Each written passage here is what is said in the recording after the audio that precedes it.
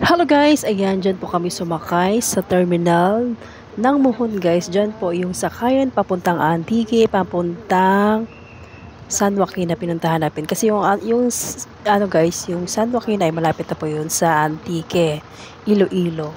So, yun po yung available nila ay ang bus na ordinary, aircon man yan or mahalaga makarating tayo sa pupuntahan natin dyan guys. Ayan.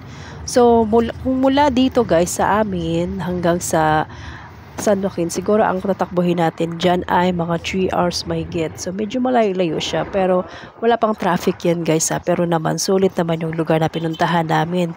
So, pagdaan pa lang namin dyan sa may guys, sa Oton, marami na po mga beach resort dyan. So, doon po kami sa San Joaquin pumunta. Medyo malayo-layo po yun. Mula sa sa may city yata, sa mga 2 hours mahigit. Pero dahil gusto mong pumunta at medyo malayo kami sa dagat guys, kaya ayan, kailangan mong tiyagaan, kailangan mag-i-enjoy lang natin ang ating biyahe, 'di ba? Masarap din naman sumakay sa mga public bus guys, lalo na kapag bus kasi medyo malaki, nakakapag-video ka, 'di ba? Tingnan mo, nakakapag-video ako, laking tulong dahil ordinary siya. So binuksan ko yung bintana pero ang asawa ko pa tingin, baka daw malaglag ang aking cellphone. Tayo pa ba? Sanay na tayong kumuha ng mga video. So, trabaho na natin kumuha ng video, guys. Diba? Bilang isang content creator, pinasok na natin to. My gosh. Biro mo, araw-araw tayo nag-upload. Hindi lang araw-araw. So, baga sa isang araw, depende na sa'yo kung anong kaya mo. 3 times, 4 times, 5 times na video. Yan, ang lalagay mo. May picture pa, mag-engage ka pa. O, saan ka pa, diba? Dito lang yan sa content, bilang isang content creator. Kaya kung sino man yung hindi pa naka-open ng dashboard, mag-open na kayo guys. Para malaman nyo kung ano man ang aming pinagdadaanan bilang isang content creator. Ayan guys, nasa na po tayo sa Garin, munisipyo po yan ng Garin. So, napakaganda. Guys, tingnan mo naman, di ba, puro dilaw po yan. So, ang kanilang mga store, ang kanilang mga building ay kulay dilaw. Ayan po, guys. Mga establishment po nila yan dito sa may kaliwa. Di ba, napakaganda uniform po yan. So, hindi ko masyado nakuhaan doon sa may munisipyo nila, guys, kasi napakaganda talaga.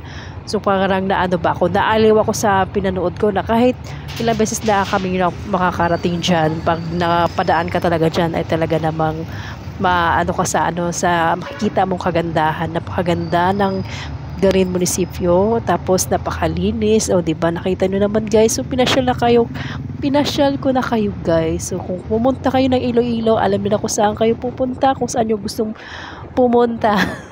Yung Garin guys, lalo na kapag nakarating kayo ng Garin Farm tuwing Holy Week po yan, napakaganda rin po yun guys. Kasi meron sila hindi ko alam kung ilang steps yun na lalakarin mo. Napakataas niya. So, ang ganda.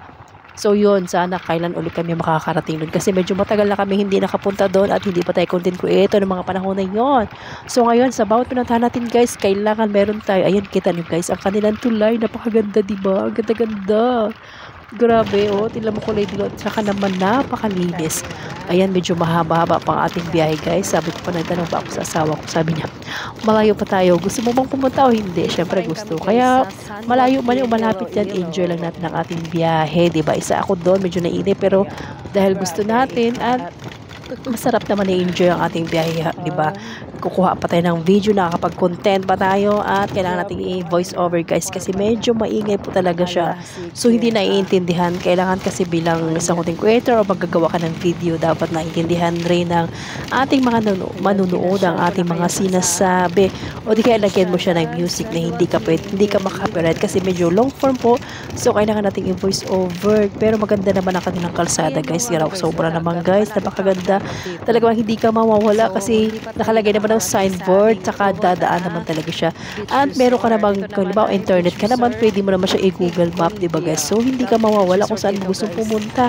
Napakadali na kayong bumiyahe guys. Kahit saan ka pumunta sa sulok ng Pilipinas, basta meron kang wifi, may cellphone ka, makakarating ka sa pupuntahan mo. At syempre, number 1 dyan, may pera ka at ang lakas ng loob.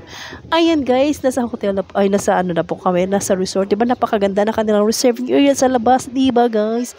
Malawak din ang kanilang parking. At ayan ang kanilang information. Maraming salamat kayo sa panonood. Medyo napahaba po ang ating kwentuhan. Thank you po hanggang sa susunod sa aking mga video. Sana po panoorin niyo po muli. Maraming salamat at ayan guys ang ating mga kasama.